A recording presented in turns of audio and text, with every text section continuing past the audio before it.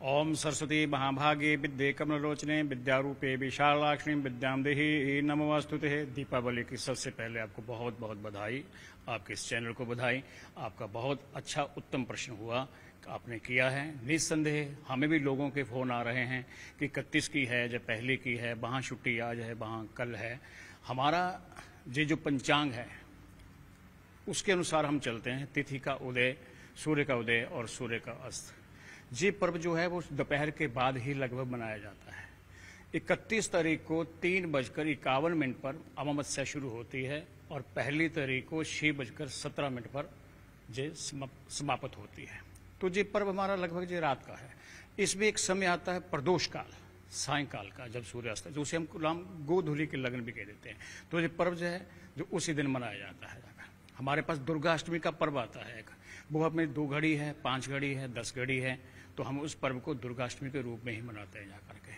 ये एक बहुत ही अच्छा दिन है। पहली तारीख को, 1 नवंबर को सुबह उदय काल में भी और अस्त काल में भी दोनों समय में मत्स्य का ही योग बन रहा है। इसलिए इसका महत्व सबसे ज्यादा मनाने का केवल और केवल 1 तारीख को ही है। 47 मिनट लगभग सूर्य उदय के बाद जे हमारे इस प्रांत में जे पर्व रहेगा और जे मत्स्य का तिथि रहेगी।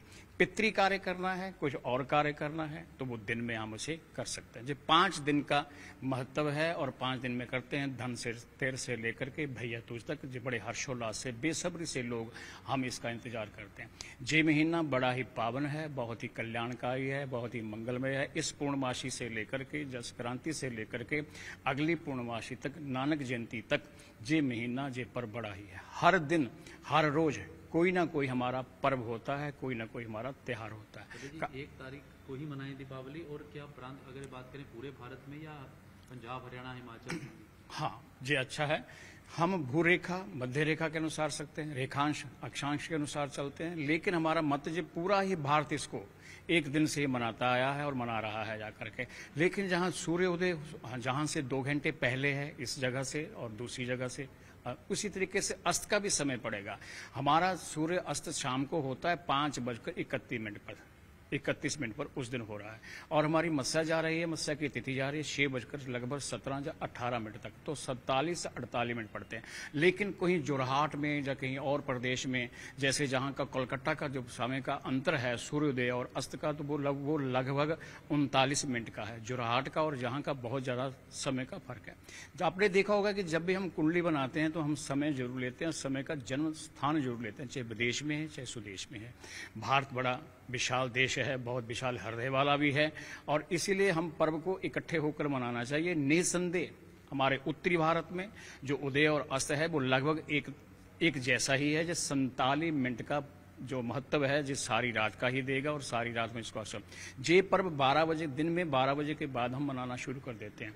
लोगों के घरों में पूजा करते हैं, आराधना करते हैं।